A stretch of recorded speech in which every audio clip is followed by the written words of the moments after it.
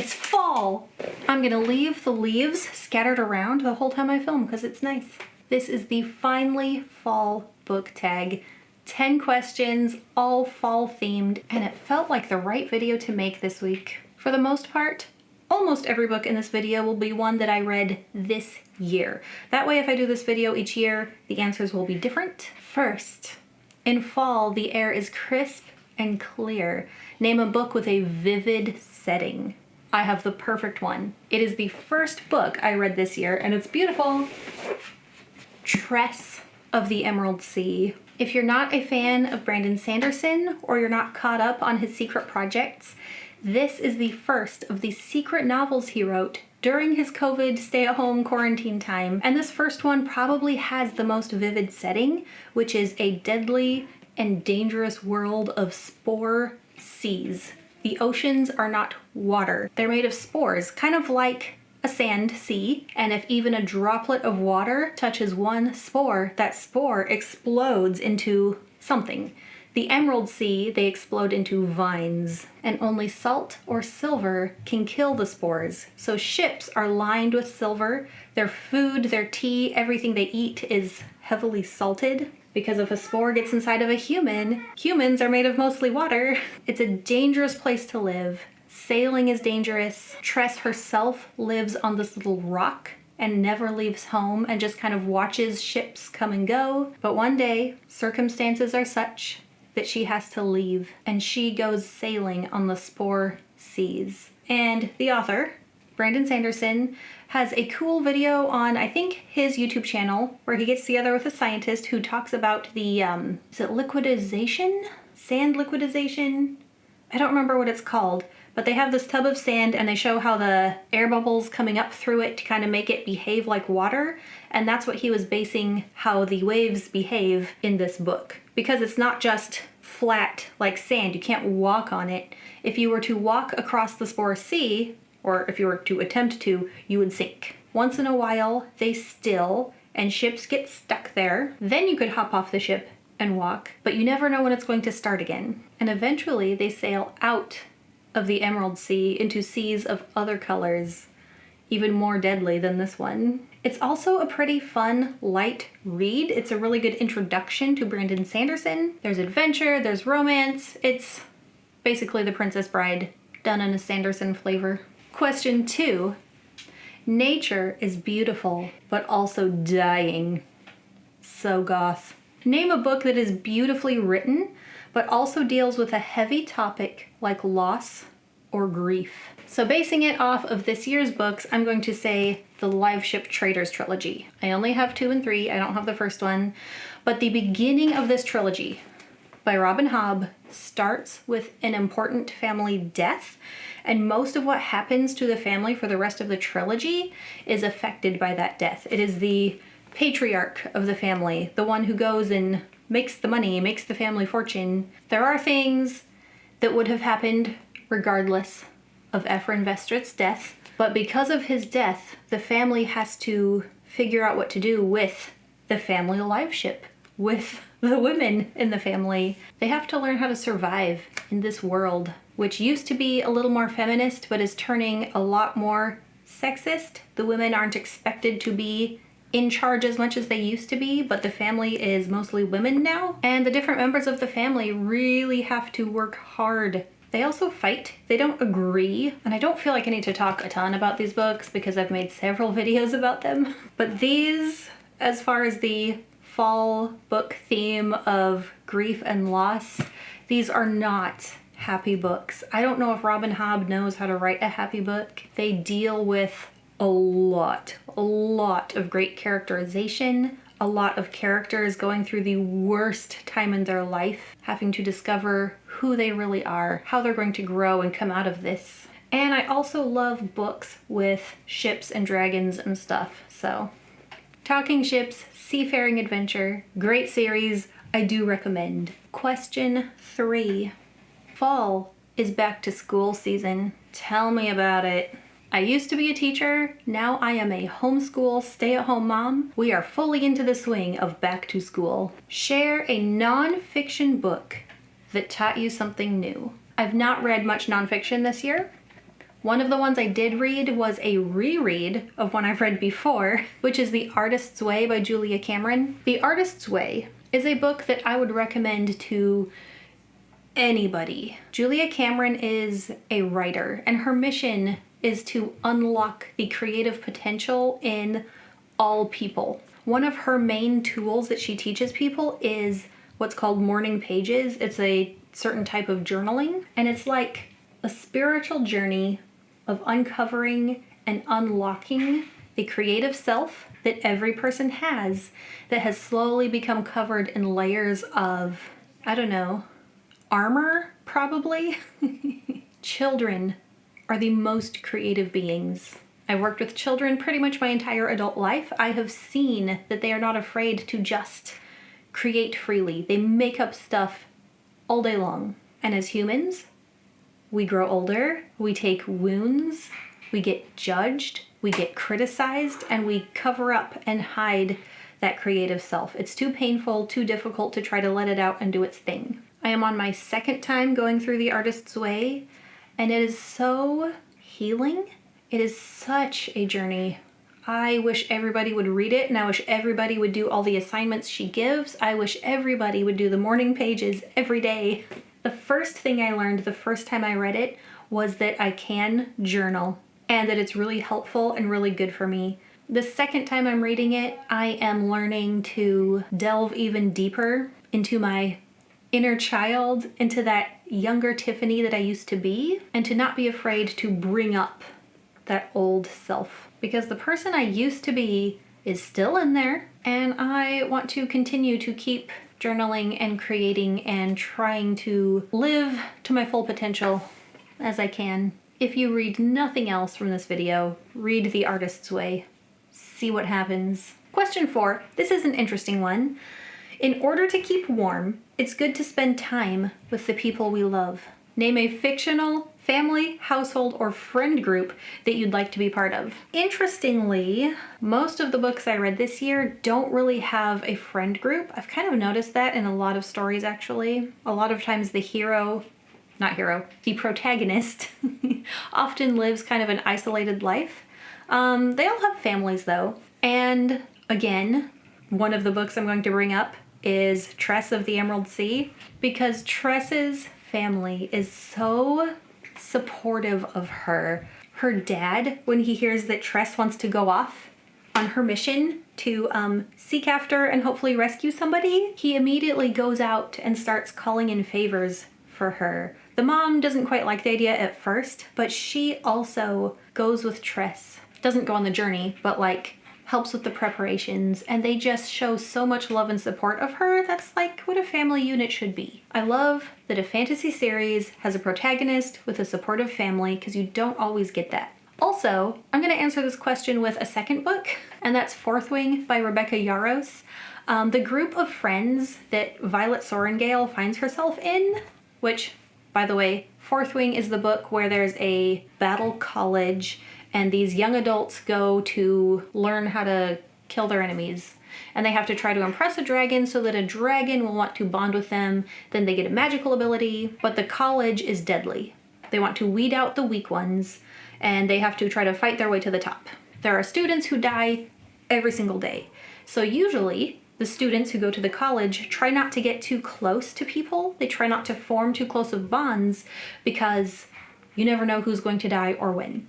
So why let your heart get involved with somebody when it just means heartbreak or possible heartbreak? And that does happen, but Violet decides that she's not going to be one of those people. She is going to let herself get attached to a small group. And so if you know that those people could die anytime, you can either hold your heart back or just fully give of yourself to those people in the time that you have. So I like that that friend group was really tight-knit and close and supportive of each other. That is a pile. Question number 5. The colorful leaves are piling up on the ground.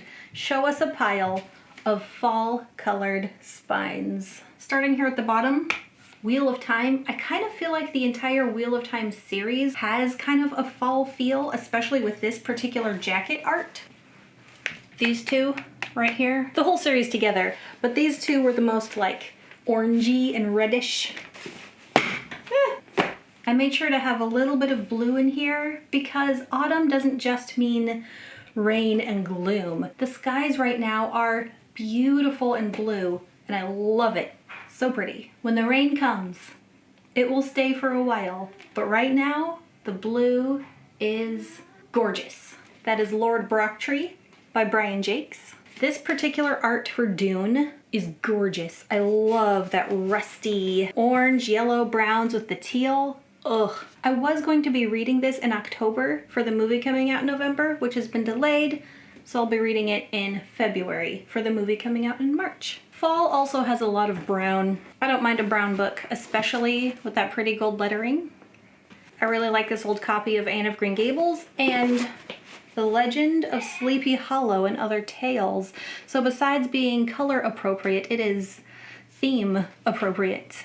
And being in the Pacific Northwest, there is a lot of green here still at this time of year. So I have the Enchanted Forest Chronicles by Patricia C. Reed. Little trope inversion in this one, dragons and princesses, but not in the normal way. Jonathan Strange and Mr. Norrell by Susanna Clark. That just looks like a Halloween book, doesn't it? Has that kind of creepy vibe. The black and the green, the raven. This is a book I have started and never finished. I will fix that at some point. And to top off the stack, His Majesty's Dragon by Naomi Novik.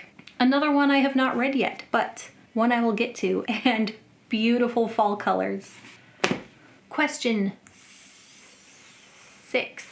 Fall is the perfect time for some storytelling by the fireside. Share a book wherein someone is telling a story. That is going to be the one I am currently reading and this close to being done with. I have like 40 pages left. That is Brizinger. Book 3 from the Inheritance Cycle by Christopher Paolini, which I am rereading in preparation for Murtagh, coming out in November. If you have read this series, you probably know which story I'm referring to. If you have not read this series, Aragon is an orphan, or he thinks he is. He's been raised up to kind of older teenagehood by his Uncle Garo, and he doesn't know anything about his parents. He knows his mom was Uncle Garo's sister, but he knows nothing about her. He has no idea who his father is. This is a story where the boy from the beginning has to leave home, go on a journey, accomplish many things. There's dragons, which I love, and he struggles with not knowing where he comes from, who he comes from. As far as he knows, he's just a peasant boy from Carvajal. And it's not until close to the end of the 3rd book that Aragon is finally told the story of his parents, how his parents met and had him, and why he was left with his uncle. And that story was so emotional for me. I have not read through the series since I found out the first time about Aragon's parents. So now reading it again and knowing all that as he goes, I'm like, I know. I know where you get that certain trait from. But also, I've not read this series since becoming a parent myself. And all those feelings wrapped up in having your own children. And then reading about Aragon's parents. Because Aragon got left, he was alone. He was raised by people, not his parents. And then reading the story being told to him about his parents, just, oof.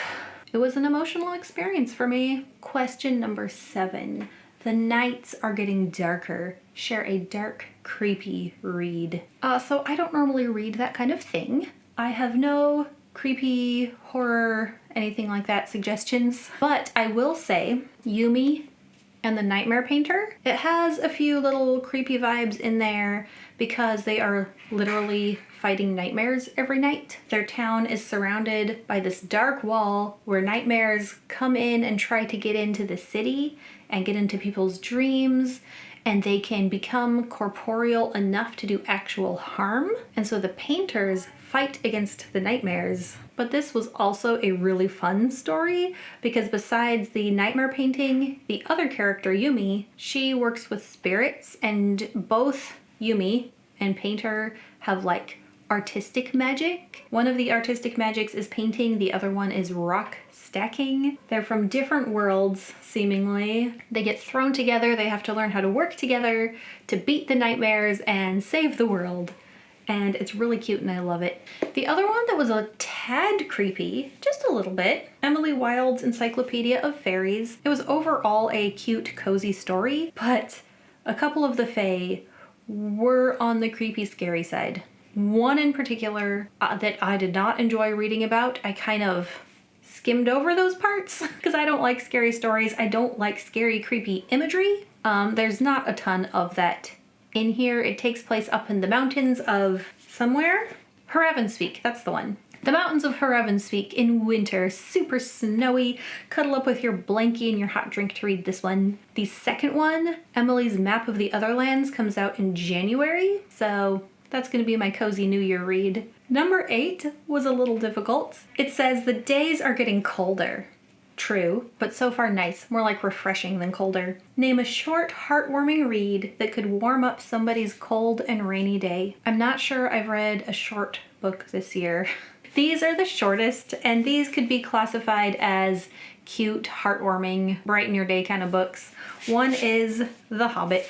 I reread this one every once in a while. It is one of my favorite books ever. I really relate to Bilbo and how he feels on his journey and how he has to discover his strength and his courage and save the dwarves. It's not on the huge epic scale that The Lord of the Rings is. It's a pretty easy read. Feels good. I like it. And then my shortest, easiest read of the year was The Grace of Wild Things by the same author as Emily Wilde's Encyclopedia of Fairies, Heather Fawcett. This is an Anne of Green Gables retelling done with actual real magic. If you have read any of L.M. Montgomery's books, the Anne or Emily books, I felt like it reminded me more of the Emily books than the Anne books because of the slightly darker shade. It seemed like some of the ideas and inspirations came from all of Montgomery's works instead of just Anne. But the main idea, Grace being an orphan, being taken in by a woman who Grace really hopes will adopt her, and she has to kind of prove herself worthy of adoption. And then the older lady who decides that she actually likes the girl, and